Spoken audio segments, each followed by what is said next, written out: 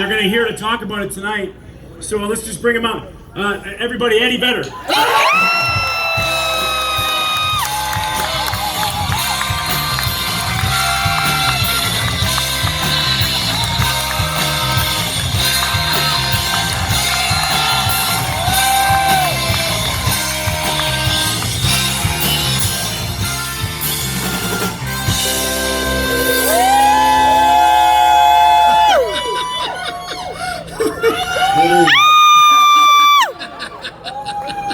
See, it's almost actual size. It is. I got a big head. It's a tough break. Dude, thanks for taking the time and coming over Thanks, here tonight.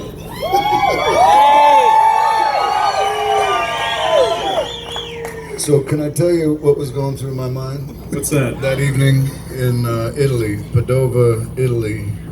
I just lost my throat a couple days before. We had to cancel a show in London, which only happened once or twice.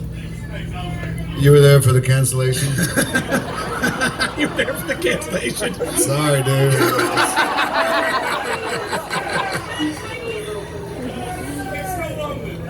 Maybe it was you. Did I get the cold from you?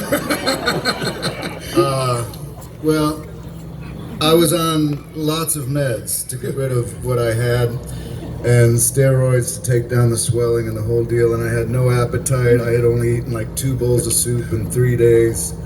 I was nervous going into the show. It was a pretty big place. And my stomach had that feeling of, you know, when you, like, the bad part of when you take mushrooms or acid and your stomach is empty and it's just very uncomfortable. This is what they tell me. So you've heard. So I've heard. And then I look out, and we're getting through the gig pretty good crowd, and then I see this giant Sean Casey out in the crowd. And I thought I was having a hallucinogenic experience, and that it might be my last time on stage, and maybe it was like Scrooge and the ghost of Sean Casey was going to take me through the last few hours of my life. So then I got a light on him, and then I saw that it was this thing. So then the challenge was to be able to send Sean a video back home of an Italian crowd chanting his name, which they got it phonetically. But it was a shocking drug-like experience for me. And ever since, we've carried that head around to every gig we've done. Since. But, you know, Sean, you see him up here, and, you know, I gotta say, he does so many good things for his community, the Miracle League Network, and built this incredible ball field for kids with many challenges, and it's full all season. It's a tremendous thing, and as big as he is, he's just as warm.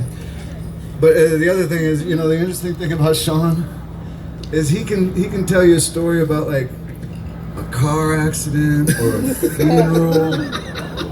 He'll be like, "So Ed, I went to this funeral, man, and there was my Aunt Trixie, and she was fucking in the coffin, and she was fucking dead. She was fucking dead. And I went up, and dude, I just went to put flowers down, but then I just thought I'd a little shake her hand, and then all of a sudden, like her fucking hand came off. Trying to put it on and like tie the present. Nothing like a good story, right? Nothing like a good story. Yeah, Casey. I made that one up. Oh, you made it up. And speaking of drug-like experiences, you are, as known by everybody, a gigantic Cubs fan. And in 2016, the Cubs won the World Series. You wrote a song about it. You've been a diehard from the beginning to the end, the ups and the downs, all the in-betweens. When that moment happened, we shared a moment, but for you individually, what did that feel like for Eddie Vedder when the Cubs won the World Series? What went through your mind and your heart, and knowing what the Cubs meant to you? I think it was the same as everybody, and especially everybody who'd been dedicating themselves to that group and that team and those colors and that field and all the players that had worn those colors all through the years. And then there was relief that it actually finally got that last fucking out. And that Chris Bryant didn't slip on the wet grass. And that Anthony Rizzo caught the fucking ball. And then I'm getting chills just thinking about it. But I think for everybody out there who shares the same passion for that particular team, I think that growing up being a fan of the Chicago Cubs, it was a intense and truly remarkable character builder. You know, as we would work on, you know, environmental issues or trying to get an innocent guy off death row, or you know, anything that you had to face adversity, and you had to go through many setbacks.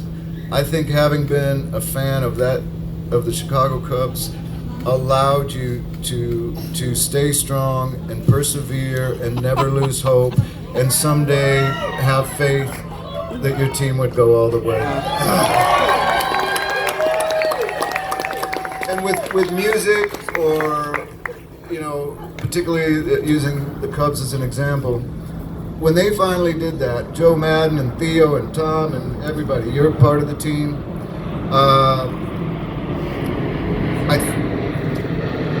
To have something you dedicated, you know, to have that devotion kind of pay off in such a huge way, that was just a incredible experience. Yeah.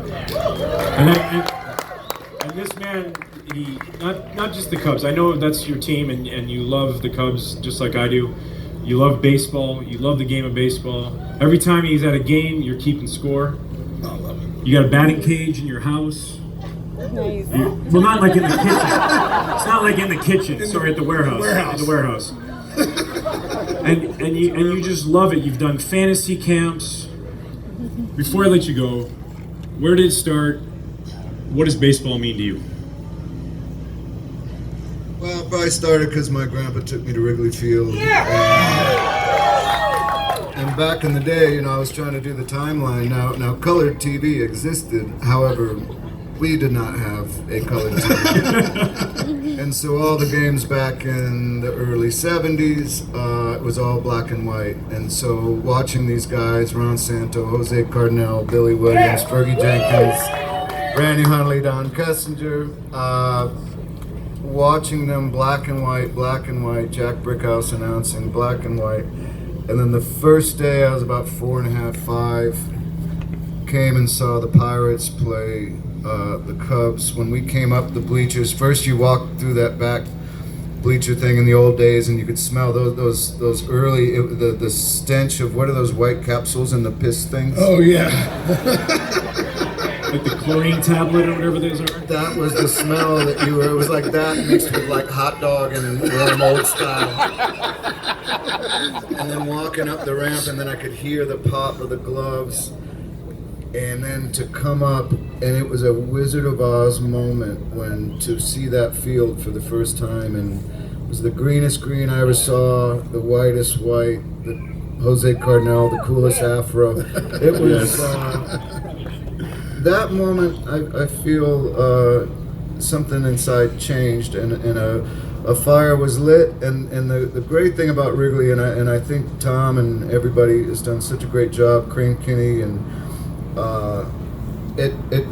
I still get that feeling when I go back there. It works every time, and I'm grateful that it's still there.